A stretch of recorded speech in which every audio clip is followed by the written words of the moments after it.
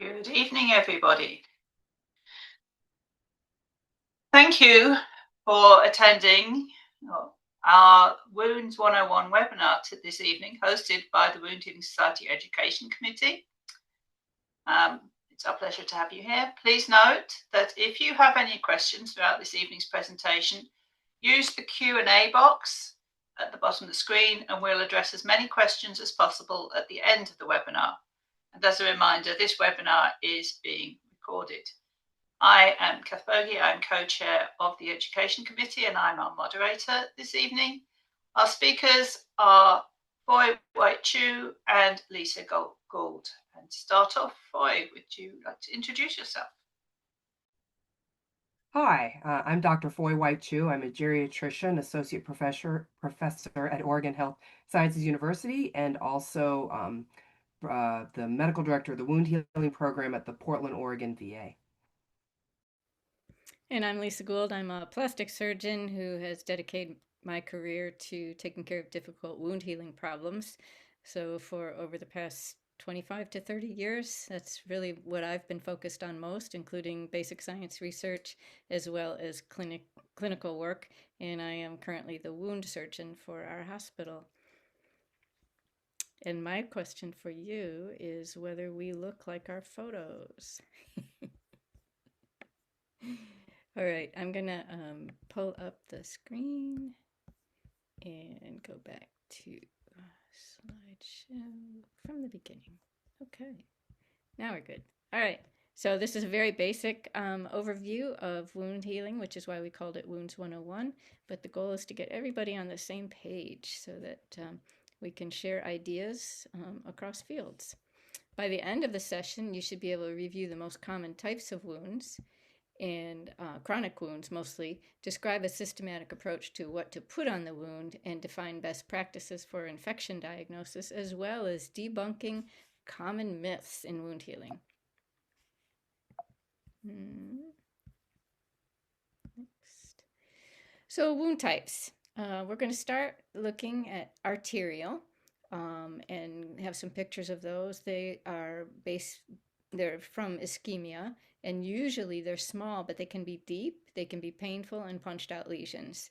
Venous ulcers are from venous hypertension, usually superficial, can be painful, and they're in the gator distribution. Diabetic ulcers, in the graphic that you see, it just lists neuropathic, but diabetic ulcers are a combination of neuropathy and ischemia and repetitive pressure. But there are people who have just plain neuropathic ulcers from whether it was from a trauma or a back injury, and those actually heal better, in at least what I've seen, compared to diabetics because they don't have that component of ischemia. They still have the pressure because they don't have feeling. And then we'll talk about pressure ulcers. The other wounds that we see are traumatic wounds, and lots of those. Surgical wounds, and that is one of the most costly type of wounds when there's a complication from surgery. And atypical wounds, and we will not cover atypical wounds today. So with a vascular assessment, one of the more urgent types of things that we need to assess with imaging or consultation is whether the patient has a deep venous thrombosis or a DVT. Homan's sign is what people used to use, but it's been proven to be unreliable, lacking both specificity and sensitivity. So it's really if a patient has a swollen leg, new calf pain, and some change in color, either red or purple, that they may warrant getting an urgent ultrasound. And then limb ischemia can be limb threatening and should be taken seriously if somebody suddenly has pain in their foot and you can't feel a pulse and it changes color. That can be a problem. Measure B is a way to do an assessment, and we'll talk about that. Within the vascular assessment or the wound assessment, we will be looking at infection, but mostly with the vascular assessment, we're looking at perfusion. Do the patient have symptoms of ischemia, muscle atrophy, especially the intrinsic muscles in the foot where it gets hollowed out in the foot, Peripheral pulses, if you can't feel them, you can't hear them with a Doppler, then that's a problem. But there's also different gradations with the Doppler. There's triphasic signals, biphasic signals, and monophasic signals or no signal. And getting a good recording of that so that you learn what they sound like is really helpful. My fingers don't feel pulses, and I think pulses are universally fairly unreliable, and so getting a Doppler is very valuable. Oops, that was supposed to bring in. Oh, no, there we go. So the ankle brachial index measures the pressure in the ankle compared to the pressure in the arm, in the brachial artery. And the gradations are, if it's normal is 0.9 to 1.3, although we usually go a little bit less, 1.2.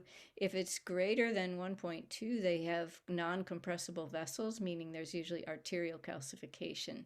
In 0.6 to 0.9, they have mild arterial obstruction, 0.4 to 0.6, moderate, and then less than 0.4, they have a severe obstruction. And I've found that our clinic nurses do their ABIs just as well as the non-invasive lab, but if you don't have the capability, all you need is a blood pressure cuff and a stethoscope. But if you don't have the ability to do that or feel uncomfortable with it, the vascular labs can do non-invasive testing.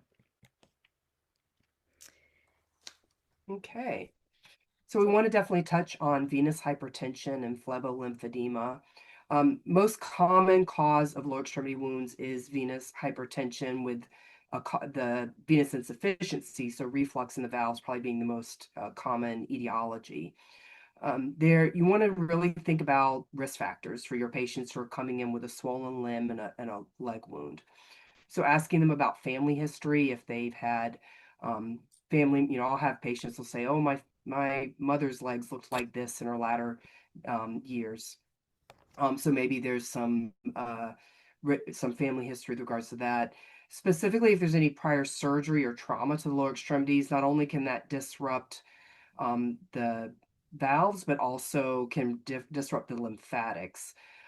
Any history of any blood clots or radiation therapy to the pelvis, cancer, all of those do also tend, especially the radiation therapy and cancers, really disrupt the lymphatics. So you get this kind of continuum, if you will, where if there are reasons why people over time get worsening swelling in their legs that overwhelms the valves and they become refluxed, that also just overwhelms the tissues and the lymphatics can't keep up. So you have a two-hit happening at the same time. In this schematic, or excuse me, in this photo at the bottom, you'll see with Stemmer sign.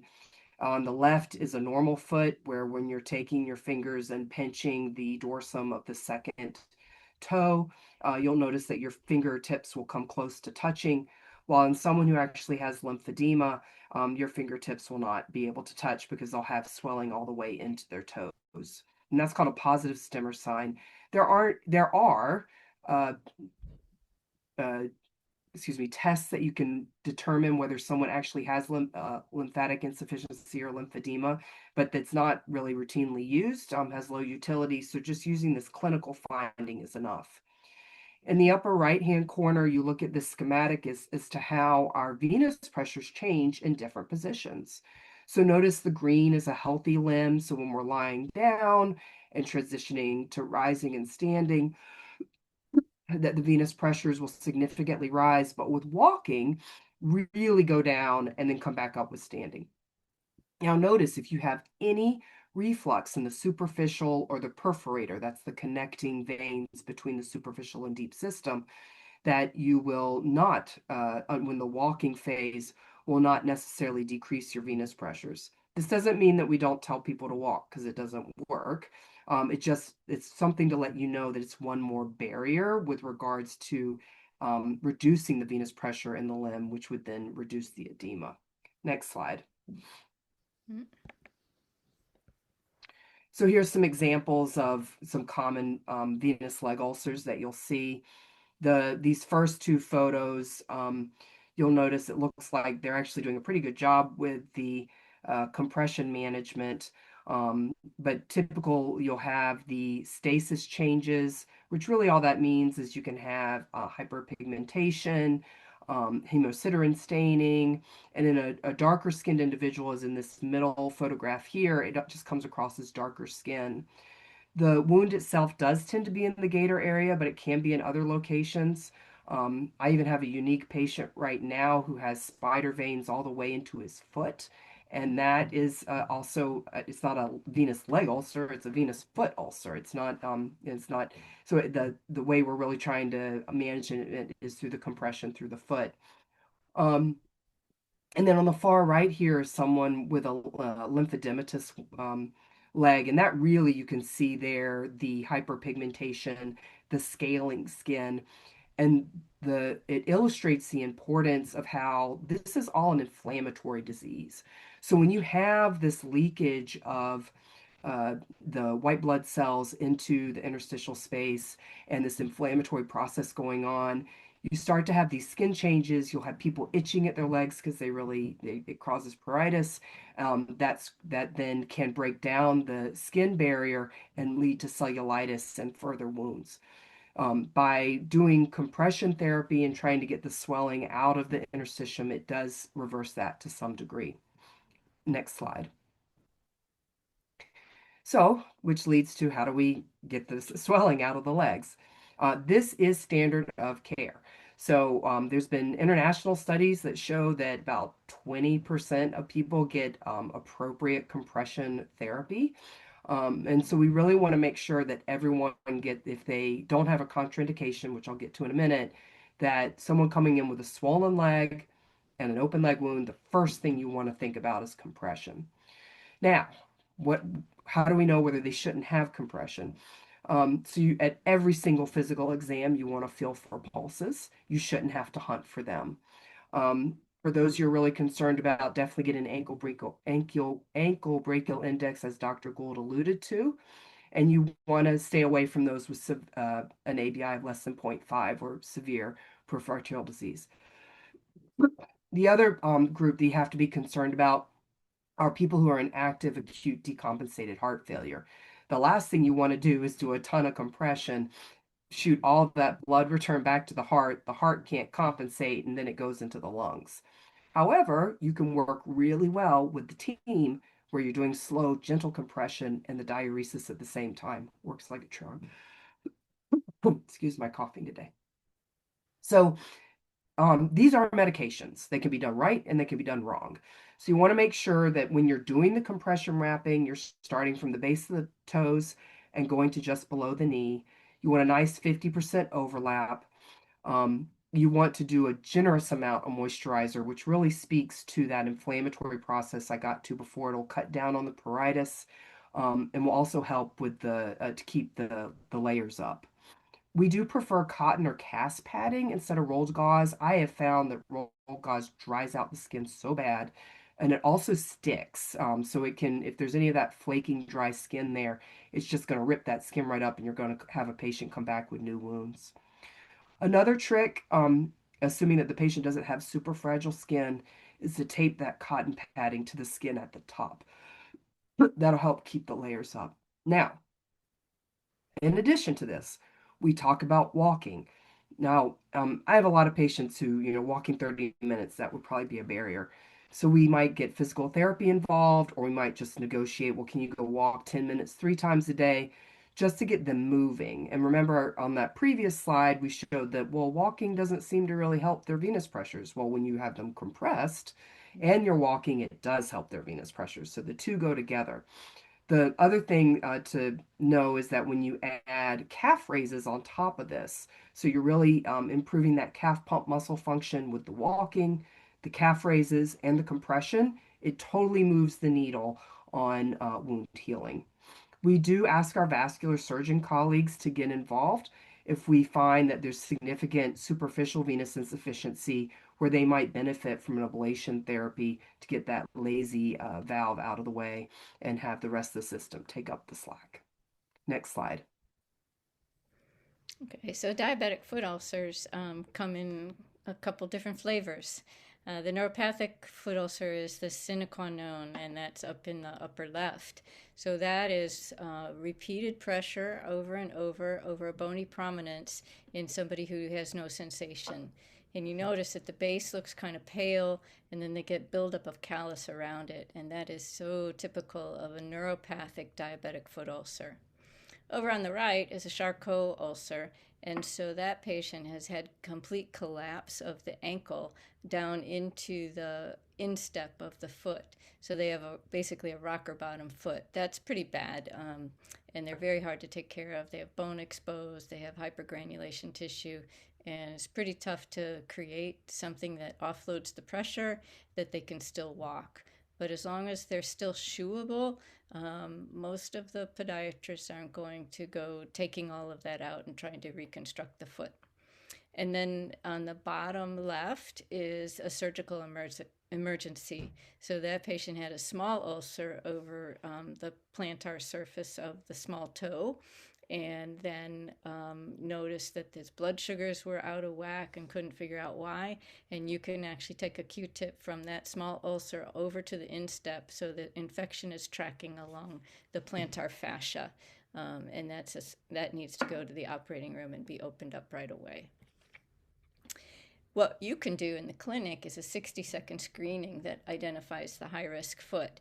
And this is the shortest one there that I found. And Gary Sibbald, who works in Canada and Ontario, is the one that truncated this and came up with this algorithm. There are others that are longer. But basically, a quick history: do they have a previous ulcer on one of the feet, a previous amputation? Do they have a foot deformity, ingrown toenails with thickened nail fold, no pedal pulses, an active ulcer? Do they have blisters, calluses? And then the monofilament exam, which is demonstrated over on the right, where you take your 10-gram monofilament and you press it in on the toes, on the balls of the feet. But first you can test up on the leg, where the patient can say, okay, I understand this, it's plastic, it's not going to hurt me, it's not a needle, and this is what it should feel like.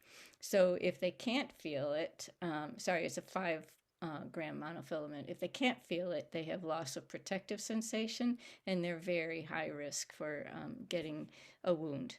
In this screening, one or more answer being yes, those patients should be referred to a foot specialist or team, somebody with good podiatry experience for treatment and follow-up. Foy. You there, Foy? Yes, sorry, I was trying to the audio. Okay.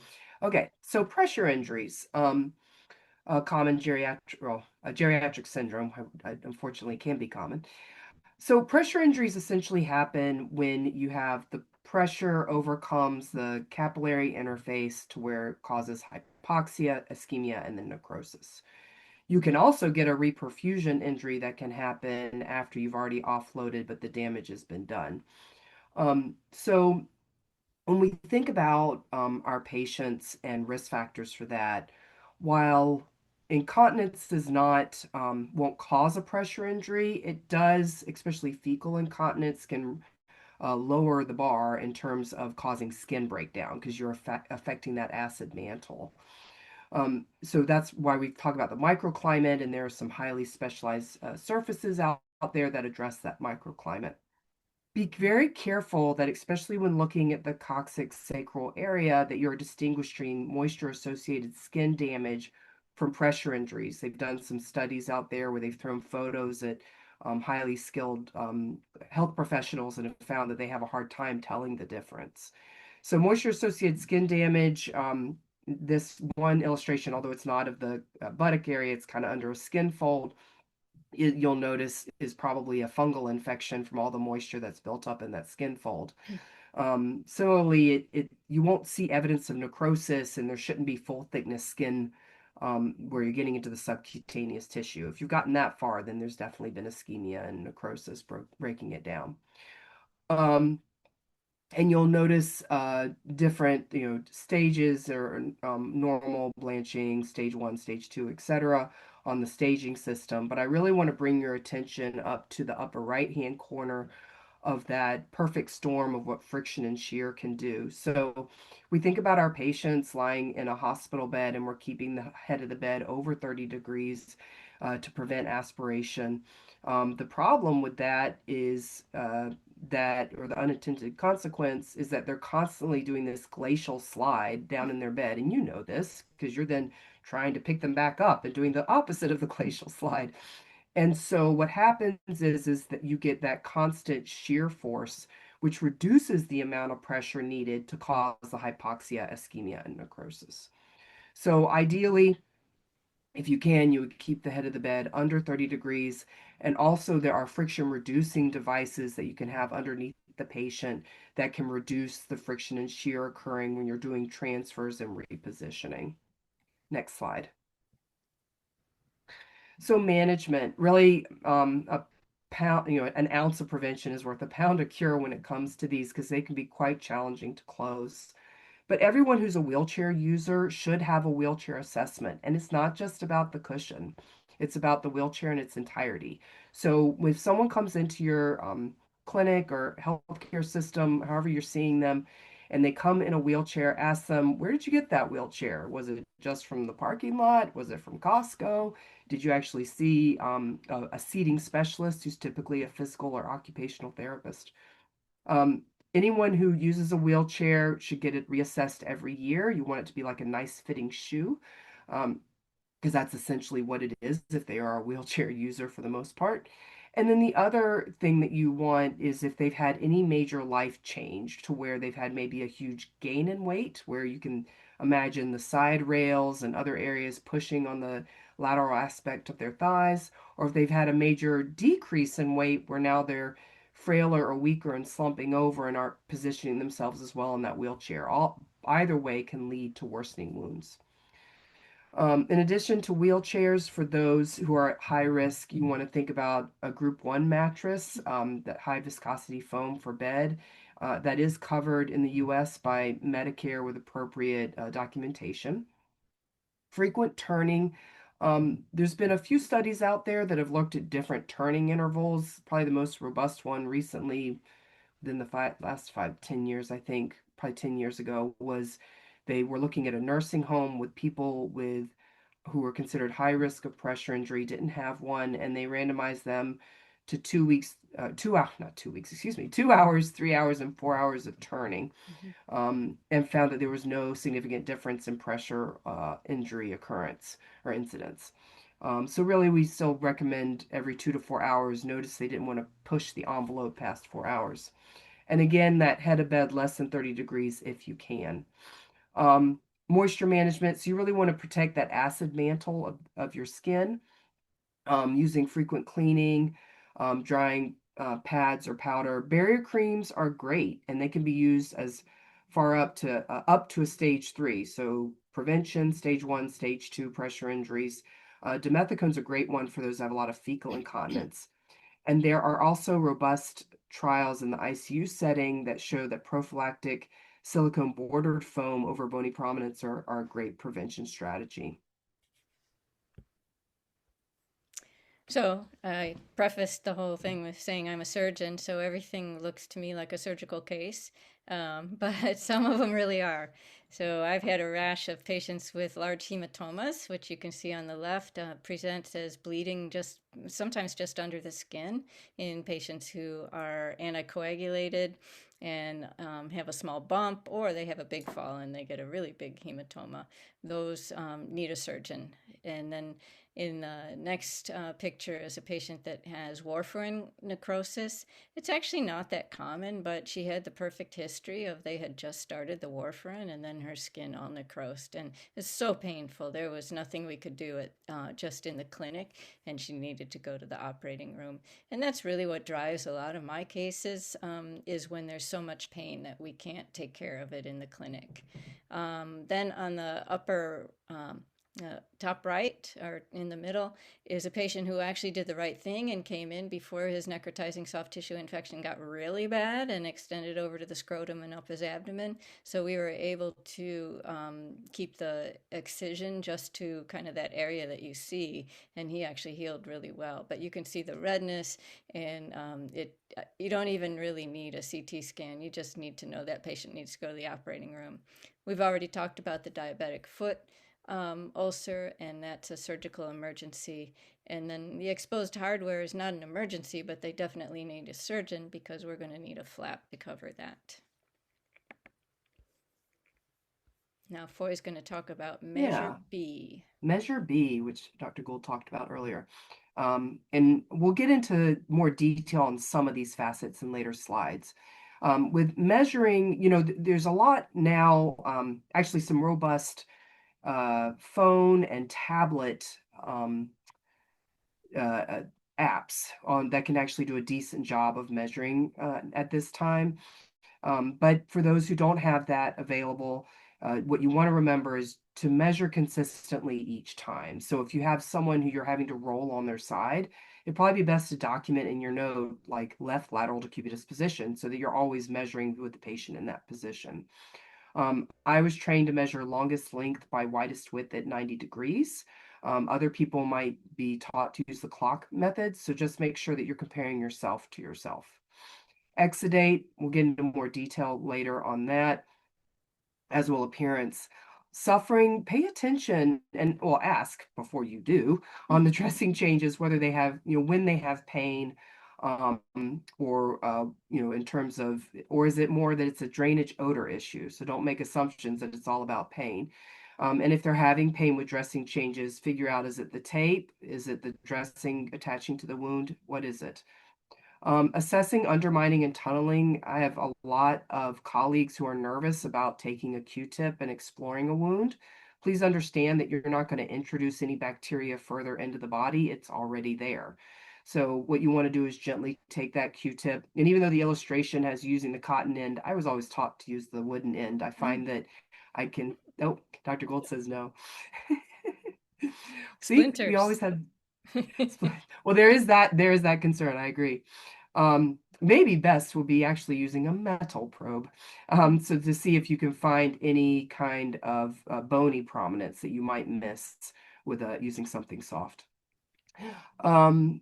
And then reevaluation. This might sound silly, but we want to make sure that you're reassessing on a regular interval. That way you know whether you're getting any kind of real healing in response to the treatment. We'll talk more about edge, but I don't want to minimize the importance of the edge, given the keratinocytes arise from there and deeper in the wound. And so you want to make sure that you're fostering migration across the wound, and then also assessing bioburden, which we'll get into later. Next. Okay, so edge. You want to describe it and you want to attack it. On the upper left-hand corner, you see how there's that pink little granular bud right in the middle, and then there's all that hyperkeratotic skin around it. That wound could be just as small as that little bud, or it could be as big as all of where that hyperkeratosis is. And you're not going to know unless you take that down. So if it's within your scope of practice, you definitely want to take a scalpel and parallel to the skin edge, take that hyperkeratotic edge down and see if the wound is larger than that. The rolled edge epibole, which is in that B area, that's where the keratinocytes have started to grow too quickly and started to go underneath the edge. The problem with that is then they're not going to migrate across the wound bed. So you want to get ahead of that, potentially even shave down that rolled edge to allow for it to be flush with the wound bed, and doing really excellent wound bed preparation, taking away any non-viable tissue in the wound to allow for that migration. Callus is similar to hyperkeratosis. The only bigger difference is that all of that area where the callus is causing more pressure underneath the skin, which can then lead to, again, hypoxia, ischemia, and necrosis. So you want to take that callus down, make it flush, and allow for better healing. Maceration under D, you're never quite sure, is that maceration coming from the wound or from outside the wound? So is it something a matter where the dressing needs a more robust wicking mechanism, or is it because I live in the Pacific Northwest, it's a rainy day and they're constantly getting rained on, or did they just get out of the shower and so the wound looks really wet? So asking first to kind of figure out what might be causing that problem, because is when the edges get macerated, the skin cells get really boggy and again are not robust keratinocytes to migrate across the wound. Erythema and E, and I'm talking about really, really, really bright red erythema. Anything coming out as far as that wound edges, you see like greater than or 2 centimeters, you do have to worry about a significant infection within that wound. And then what we're shooting for is an F. So you'll see how there's a pinkness to that baby epithelium, very fragile, but really perfect.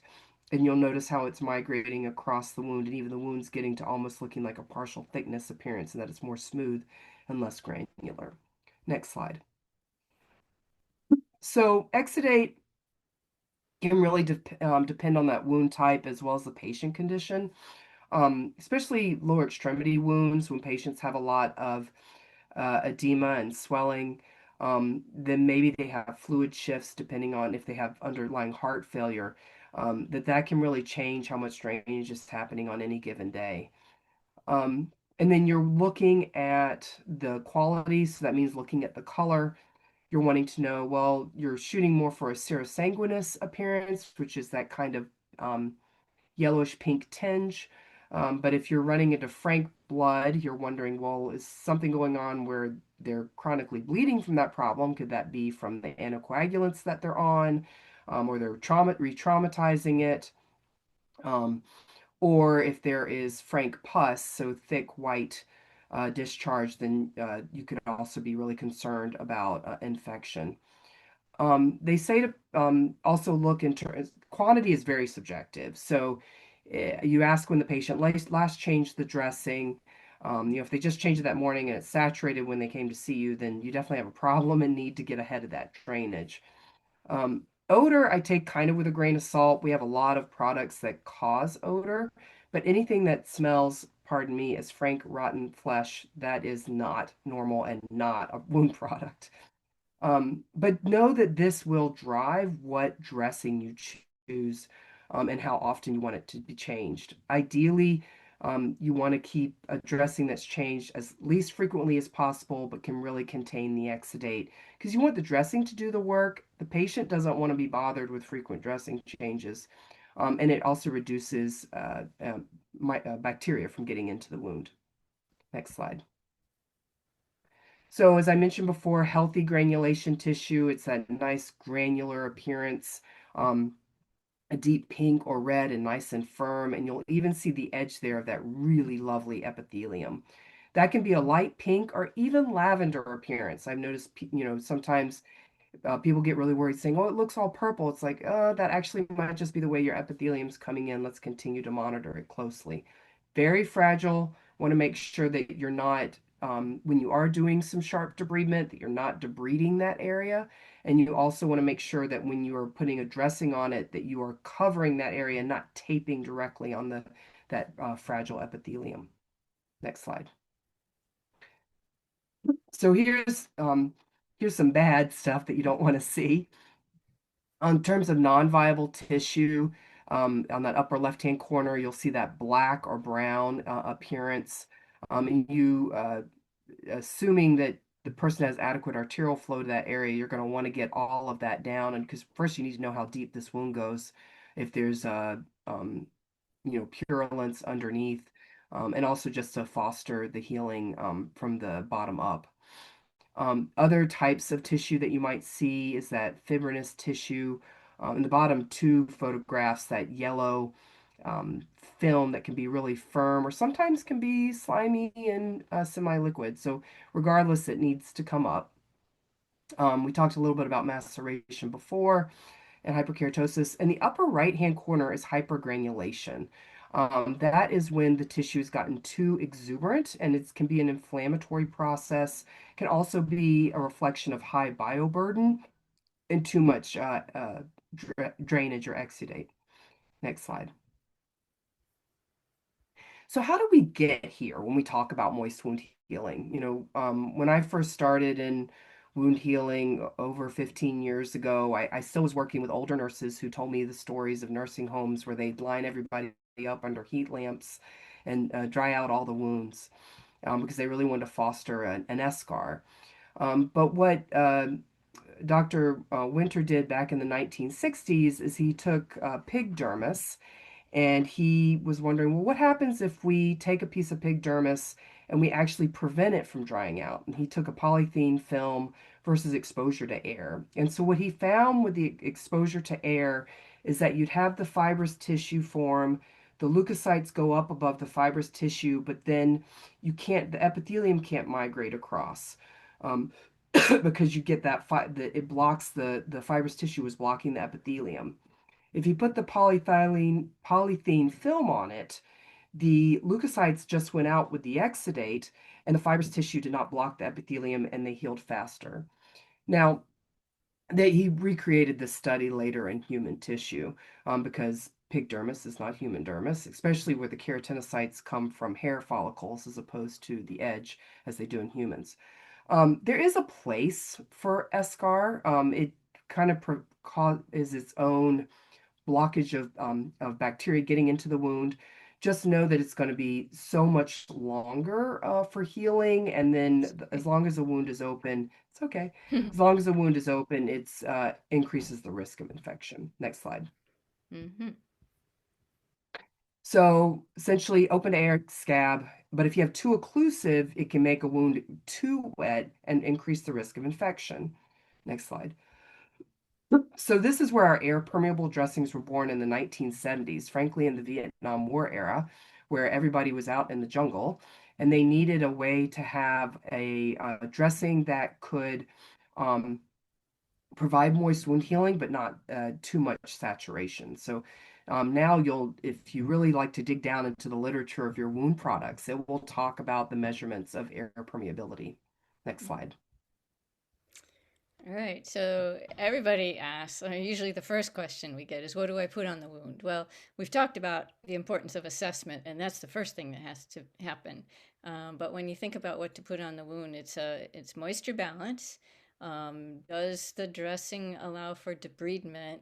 And can we get a bacterial balance? So remembering that the wounds have bacteria in them, but you don't want too many.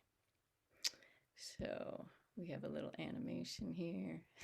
What do we do about moisture balance? So I think Foy's already talked about it a little bit, but the wet wound can result in damage to the surrounding tissue and a macerated edge, and theoretically biofilm development, because you're just creating an environment for the bacteria to really get comfortable and sit there and enjoy themselves.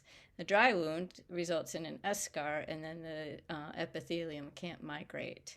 So we need to choose a dressing that is not bulky, not painful, not changed often, and most important, that the patient can get.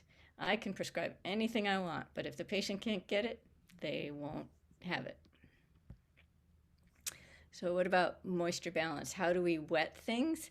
Hydrogels, these are categories. So everybody has a formulary at their hospital or in their clinic, and it can vary by, whatever the company is. But basically a hydrogel, hydrocolloids, and Vaseline or oil-based products keep the wound moist. Products that dry it are alginates, hydrofibers, foams, and then there's some extra absorbent dressings.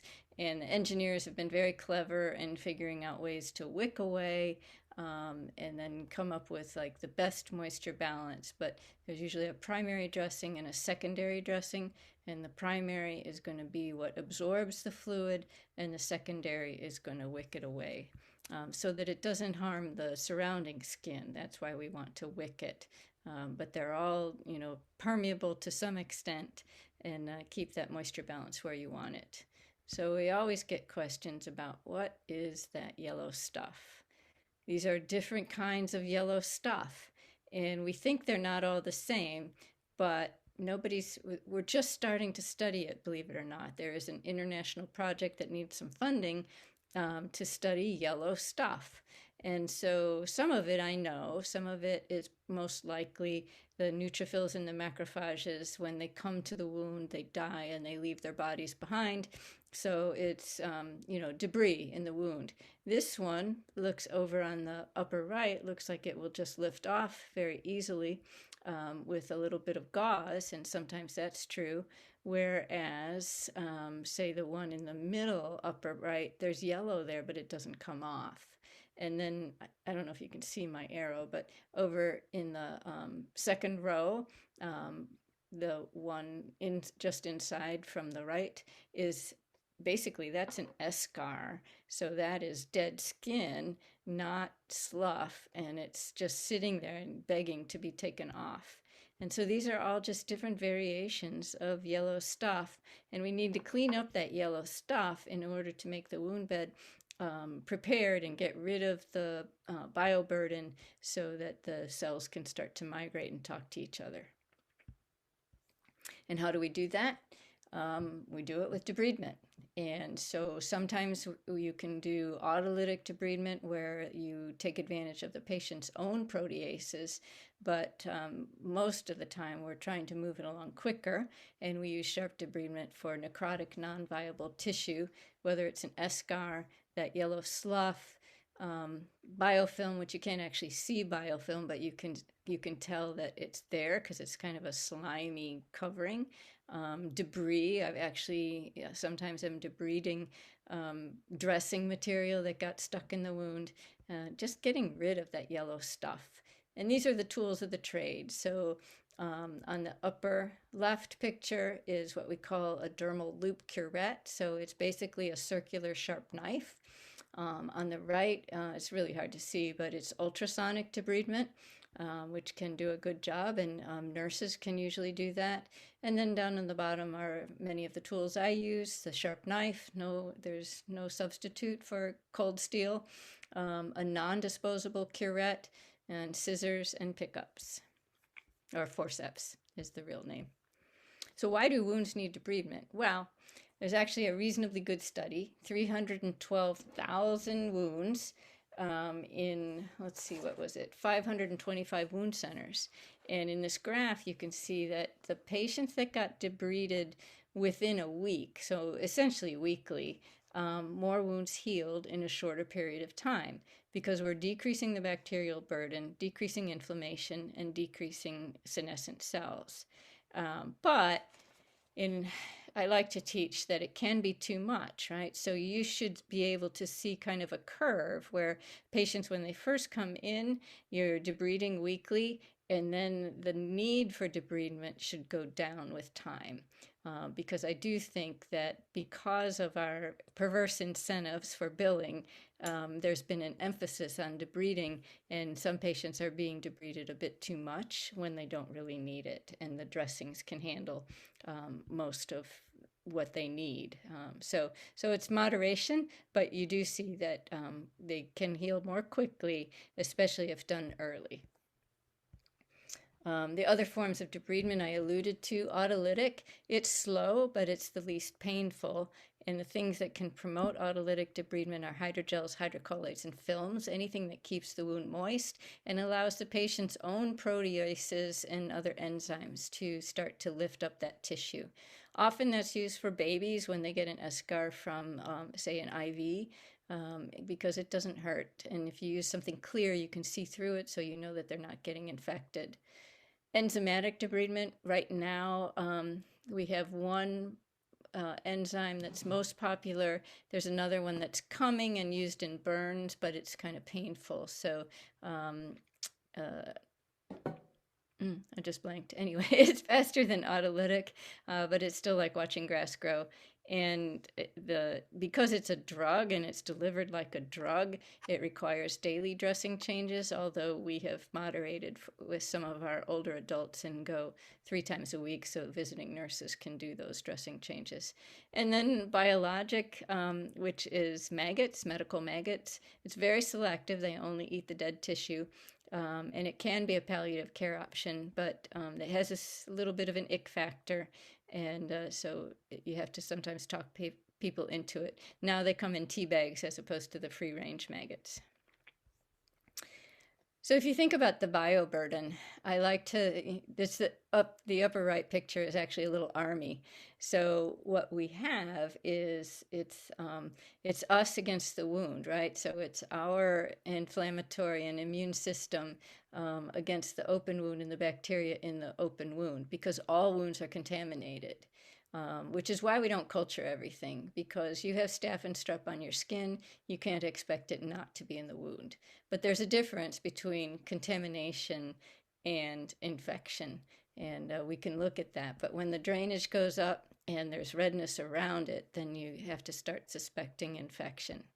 And that's really brought out by this nice continuum from the International Wound Infection Institute, where they describe contamination, but what's important, I think, is in the middle, where you get the covert infection versus the overt infection. So covert, you start to see some hypergranulation, you touch the tissue and it bleeds very easily, you get the pocketing underneath it so the epithelium isn't sticking, the increased drainage, and the wound is really not healing as fast as you think it should. The overt, they're going to have erythema around the wound or redness around the wound, some warmth, some swelling, might have some pus, and the wound starts to break down. And then a spreading infection, those are the ones that need systemic antibiotics for sure, because they have greater than 2 centimeters of erythema around the wound, and you can see that it's growing. They might have some crepitus, and then the obvious systemic infections where they're septic and they need to be in the hospital, and they can die from a wound infection. There are I should say a host of risk factors, right? So there's risk factors related to the host, there's risk factors related to the wound itself, and there's risk factors related to the environment that the patient's in. So we try to optimize the host factors so that they're improved, right? So control the diabetes. You can't change their neuropathy necessarily, but you can do offloading or protection from pressure. Same thing, I can't reverse the radiation, but I can know that it's there and that's what's causing the problem. We can do a lot about malnutrition. We can do a lot about alcohol, smoking, and drug use. It's sometimes hard to do anything about the poor compliance with the treatment plan. And then we're going to go on down to the environmental factors. Some of that is being in the hospital, right? We try to keep people out of the hospital, but we want to make sure that everybody, including the patient and their caregivers, have adequate hand hygiene and are using an aseptic technique. It doesn't have to be sterile, but it needs to be clean, managing the moisture and avoiding the pressure. I think this is you, Foy. Is this you? I don't know. So It can be me. I'll talk about it. So Okay, it's yeah. challenging to diagnose cellulitis. And the problem is that the tests that we have are inaccurate, inexact. So the CRP and SED rates can be elevated because there's signs of inflammation. So it can certainly be associated with severe infection, but it can be from many things, not just the wound. Elevated white count, same thing. It can be from something else. And I'm often called because they say it's a wound infection when the patient actually has a urinary tract infection. Procalcitonin, again, high levels with severe infection, but you really don't see it go up with cellulitis. And it doesn't help us decide whether they need antibiotics or not. And then I don't know a lab that has IL-6 available. It would be sent out. So although it would be very specific for an early wound infection, in today's world, it's not available. All right. And cellulitis is one of the most commonly misdiagnosed, overdiagnosed things. People get hospitalized, they get antibiotics, their legs are up, and they get better, but that's mostly because of leg elevation and decreasing the edema, so their stasis dermatitis clears. And this is Foy's picture. Yeah, so that's me standing. So this was, here's a good example of what a cellulitis can look like. This was a patient of mine in the nursing home. You can barely see the anterior aspect of his leg. where he had an open wound that we were treating. You can see the indurated skin around it. And it just happened to be on my rounding day that I came in, and he's like, "Oh, this started last night." And you see the redness that's come up to the knee and now creeping into the thigh. Very painful, and he did not feel well. So that's kind of a slam dunk. But if there are other times where it's like, the skin looks red, but you have to think about other reasons. Is this just a dermatitis? Again, this is an inflammatory disease. Is there poorly controlled drainage that's irritating the peri wound? Are you getting a critical bacterial count on the wound that maybe you need to be using some antimicrobials, or any trauma or pressure to the area? And then again, that thing that we always confuse wounds with, the moisture associated skin damage. So if you are treating this and the symptoms aren't improving, you need to get to those underlying issues such as the edema and the moisture. Next slide. Um, and I agree with Dr. Gould. We don't swab every single wound out there. Uh, but if you're worried about infection and you need something to maybe inform you a little bit more, there are options. Biopsy or aspiration are still considered the gold standard, but there are other techniques that have been validated. The probably of the two that we list here, the Levine and the Essen rotary are the most highly validated. So the Levine technique is using these steps that are described here. You're then taking the swab in the cleanest area, pressing to express wound fluid and rotating 360 degrees in a 1 centimeter square area. The Essen rotary is one where instead you're pressing in the wound and expressing the fluid, but doing a rotary kind of from the center of the wound out, and has found that it has equally as valid, if maybe more so, than the Levine technique. Also know that even if you got a culture by swab or by biopsy, you're still getting a qualitative culture, not a quantitative. Mm-hmm. Next. Every wound needs to be cleansed when you do a dressing change. If you have a vendor who tells you that I have a product where you don't need to cleanse the wound, you say no thank you, because it's not true.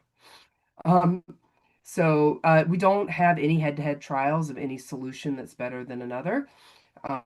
There are some antiseptics that are necessary if the patient is critically ill or if there's high bacterial burden or odor, that, again, depending on what the goal is for the patient, determining what's the best cleanser. Iodine is acceptable. Sodium hypochlorite, just pay attention to the different concentrations. Acetic acid, we typically use if we're worried about Pseudomonas, so really that fluorescent green drainage that you might see. And then hypochlorous acid has become very popular. It has a broad spectrum antimicrobial and supposedly antifungal. It smells like Dakin's to me, but it's supposed to be not as cytotoxic. Just know that, again, there's not been any really good head-to-head trials on any of these. Next slide. So when you look at the different dressings that you can choose, Dr. Gould talked about the ones that are add moisture and wick away moisture. You can have composite dressings that also add antimicrobials. So pay attention to the labels. Anything with AG from the periodic table stands for silver. That is a bactericidal, and so it will kill bacteria. As will cadexamer iodine, you'll see in the tube here with the brown paste. Those are cadexamer beads, where it will slowly absorb the wound drainage and release iodine. Because of its slow release, it's theoretically less toxic. Medical grade honey, also bactericidal and bacteriostatic properties. And then gentian violet is another one that's become popular, but it's bacteriostatic. You want to make sure that you avoid those topical antibiotics, anything that you would take systemically. You don't want to use topically for fear of causing drug resistance. Next slide. We're going to skip this slide. Next slide. Mm-hmm. Okay. So remembering the edge, really protecting the edge. There are skin preps out there. So if you have a patient where you're putting tape down and it seems like every time they take the tape up, it rips, putting down this transparent film or in that peri wound and letting it dry, the tape won't adhere to the skin as much. I mean, it'll still tape the dressing down and secure it, but it won't rip up the skin as easily afterwards. Also, for if you notice a lot of maceration, this done a little overdone on this particular wound and the amount of zinc that they put down, but the zinc could be a drying agent for the edge and protect that edge. Next slide. So, if you want a nice resource, the American College of Surgeons Home Wound Skills Toolkits, which are illustrated here, they're little booklets, and then there's some videos that go with them. They're really good for teaching not just the patients, but us and our colleagues.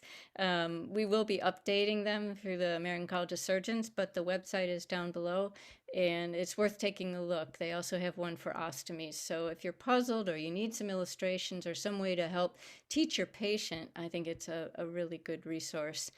Good for teaching nursing too, because nurses and medical doctors don't get training in wound care. So avail yourself of these, they're free. So what do you need in your toolkit, right? You need a basic toolkit if you're not in a wound center. You need a way to document. So there's a Doppler, you have your eyes, you have a ruler, and you have a camera. And that adds up to documentation of the wound. Then you want to cleanse it, whether it's with saline or tap water, either is acceptable. Cover it. So as we talked about, if it's wet, dry it. And if it's dry, wet it. It's not rocket science. There's so many products out there, but there's no head-to-heads, and it's really learning what works for that particular patient. And then you have to figure out a way to secure it, whether it's with skin-friendly tape or some rolled gauze or something that allows compression. You have to secure that dressing so it doesn't slip slide around and that the patient won't be bothered by it and it won't bother their skin. So that's really all you need in your toolkit, and you can go out and cure all the wounds. So Boy. let's quickly go through some myths. Next slide. Um, I think we've pretty much gotten away from this, but I run into it every once in a while my patients want to put a bunch of alcohol or the hydrogen peroxide. Really not great cleansers, and in fact are pretty cytotoxic to every cell in the wound from the edge to the wound bed.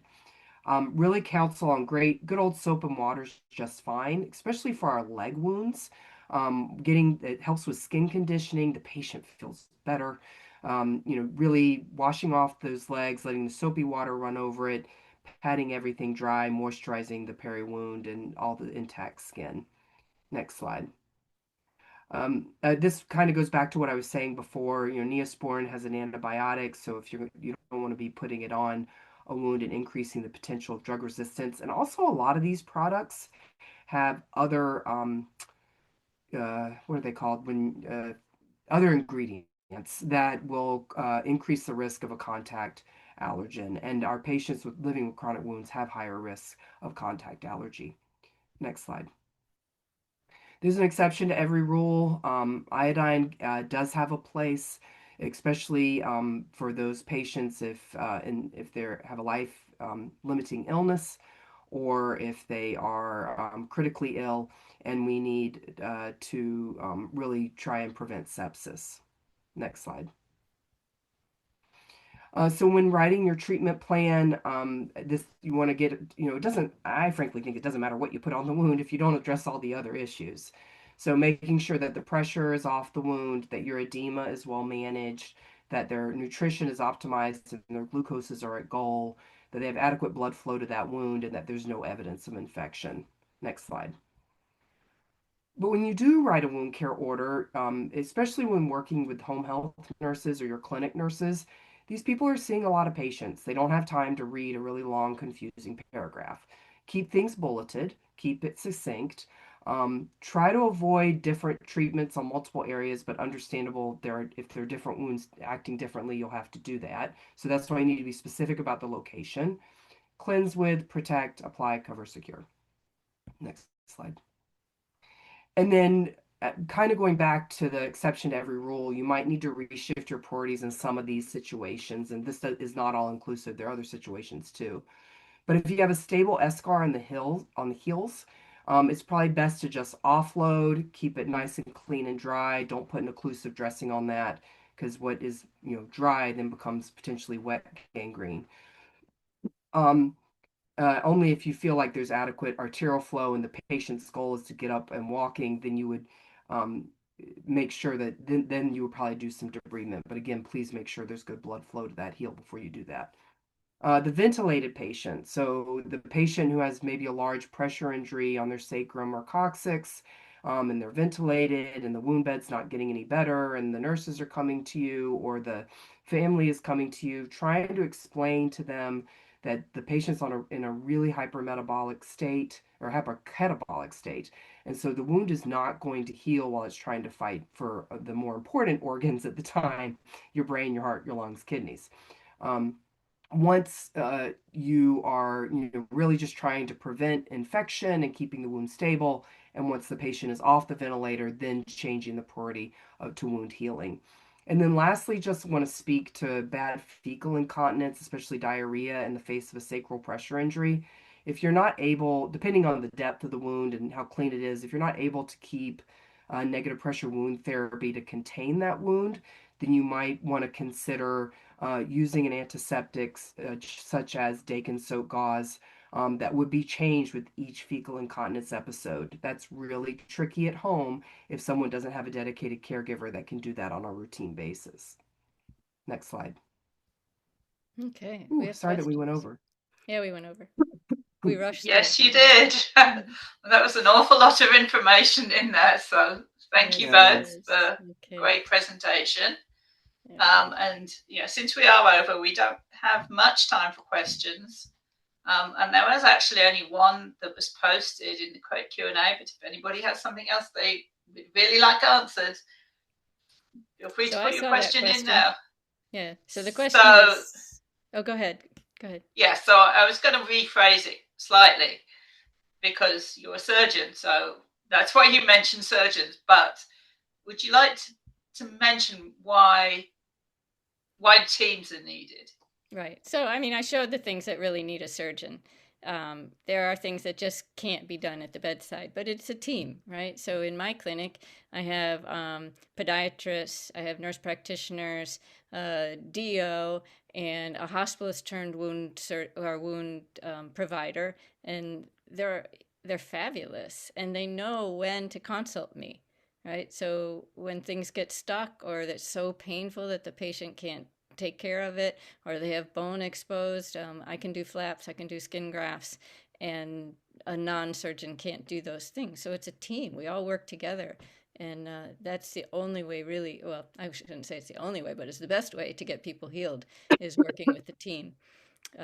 And I mean, where I live, we can't get a primary care doctor. So uh, the poor patients haven't seen their primary care doctors in a couple of years, and then they come in with a wound. So we act as primary care doctors as well. It's a whole team effort. And here's a slightly different one from Elizabeth. Um, is Charcot foot caused by diabetes or is it genetic? Both. Yeah. So The answer you can is the most common cause of a Charcot foot is neuropathy, whether that's from diabetes or B12 deficiency or alcohol use disorder or HIV, what have you. But there is a genetic condition called Charcot-Marie tooth disease Mm, that where people can have they'll say, "Oh, my parents' feet were like this," and that they can develop Charcot foot from that. yeah. okay. We have a couple. Let's focus on the clinical. When you send a biopsy for culturing, is there a specific method used, and are you screening for specific bacteria? You want to do this So one, Lisa? biopsy, you send it fresh and fast, right? So it needs to be taken to the lab as quickly as they can. And I initially start with aerobes, anaerobes, but if it's a chronic wound that has been troublesome and we're really not sure what's going on, atypical mycobacteria and fungi. The problem with those is it takes really long to get the answer, Long to grow. unless it's a fulminant fungus. I've seen that where I got it back in a day. But usually it takes like 6 weeks to get an answer. So I hope that answers your question. And the only thing I would chime in on that is ask your lab. So at my particular lab, they want at least, I think it's 3 millimeter cube volume kind on a moistened 2x2 gauze in a sterile container. So I'm either doing a punch biopsy or even a curetted specimen is sufficient. So just ask your lab what they need. Mine's going to get what they get. So it depends whether you're asking or telling. Yep. So thank you both. This has been a ton of information and a lot of things to think about if you're not already doing them. And I want to thank our audience for attending this webinar. As I said before, it's brought to you by the Wound Healing Society Education Committee and Wound Healing U. The recording will be available in your member-only account on the Wound Healing U and on the Wound Healing Society YouTube in the next few weeks. And our next one in this series will be on March the 10th at 6 p.m. Eastern with a webinar on lymphedema presented by Ruma Aslam and Elizabeth Garfield. So look forward to seeing many of you there. Thank you again and good night. Thank you, everybody. Good night. Thank you. Bye.